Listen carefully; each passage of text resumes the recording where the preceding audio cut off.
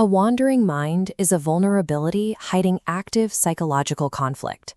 This default state creates an illusion of peace, while creeping shadows of undetected stress operate just beneath the surface. Deep within this unchallenged mental baseline, suffering is actively working against us. We carry tensions and burdens that we fail to notice simply because we've never stopped to look for them.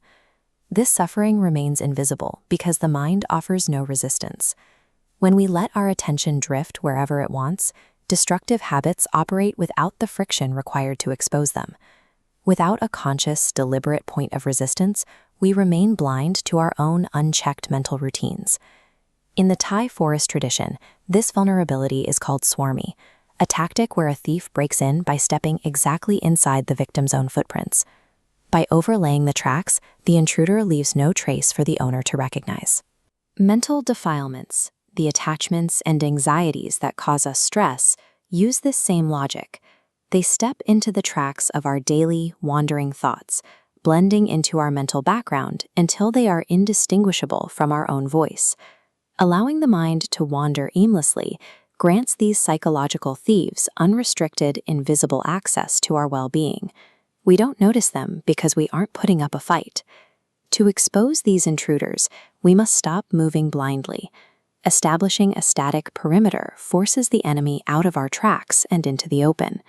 Developing concentration, or jhana, is the rigorous process of setting a mental trap.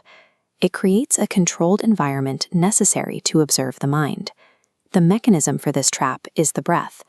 By anchoring the mind entirely to the physical sensation of breathing, you create a strict boundary for your attention. This active process of direct thought and evaluation tests different breathing patterns, long or short, measuring their physical effects. You adjust the breath continually until finding a smooth, optimal rhythm that settles the mind. Locking the breath into a stable rhythm creates a high sensitivity zone. Any rogue thought or sudden impulse that enters the mind now triggers an immediate alarm. This strict concentration produces a byproduct, a profound sense of non-sensual well-being that begins to saturate the body. This pleasure serves a functional purpose within the middle way. By providing a stable internal source of energy, it allows the practitioner to avoid the extremes of sensory indulgence and self-punishing austerity. It is the strategic nourishment required to sustain a long-term investigation. However, you cannot get so distracted by the feeling of well-being that you abandon your focus on the breath. If you lose the breath, you lose the sensitivity that concentration provides. It is like a worker who quits their job the moment they receive their first paycheck. The pleasure is enjoyable for a time, but without the actual work of concentration, the source of that well-being eventually runs dry. Mastering the balance between utilizing this pleasure and maintaining a grip on the breath provides the stability needed for the psychological confrontation that follows. Once the mind is anchored and nourished, the conflict begins. Mental defilements that previously moved in silence now hit a wall of resistance. Concentration creates a point of friction. Hidden sources of stress strike this central anchor and reveal their true nature. This is the mechanism of insight, detecting a specific stressor in real time and realizing you are holding on to it. True discernment is the act of identifying a specific, unnecessary mental burden and making the deliberate choice to drop it. Successfully shedding these burdens leads to a state of tactical equanimity. The mind becomes clear and steady.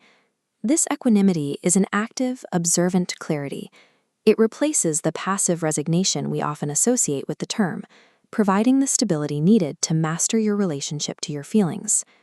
This state is a steady clarity, earned by fighting through the shadows and mastering your internal feelings. It allows you to see clearly what is worth your effort and what is not. Stop wandering aimlessly. Sit down, create the necessary mental friction, and reclaim the perimeter of your own mind.